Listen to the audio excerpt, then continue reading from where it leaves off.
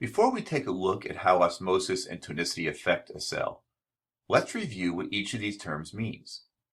Osmosis represents the diffusion of water across a semipermeable membrane. The term tonicity refers to the relative solute concentration of two environments separated by a semipermeable membrane.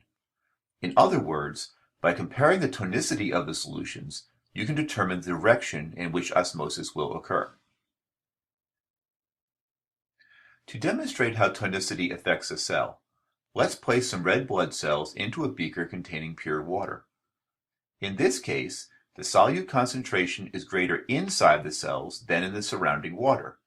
In other words, the contents of the cells are hypertonic in relation to the hypotonic contents of the beaker. Because of this, osmotic pressure results in the diffusion of water across the membrane and into the cells. Over time, if enough water enters the cells, the cell membranes may burst. This is called lysis. Now let's place the red blood cells in a beaker containing a solution of salt, such as sodium chloride.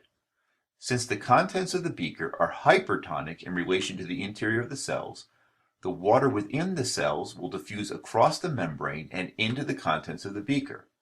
This causes crenation, or shrinking, of the cells. If the red blood cells are placed in a beaker whose contents match the tonicity within the cells, then there is no net gain or loss of water. The environments within the beaker and inside the cells are said to be isotonic, or the same.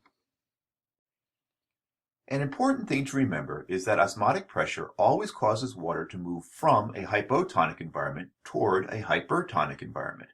In other words, water moves toward areas of high salt or sugar concentrations. This simple process is used to drive the operation of our kidneys and explains some of the physiological consequences of diseases such as diabetes.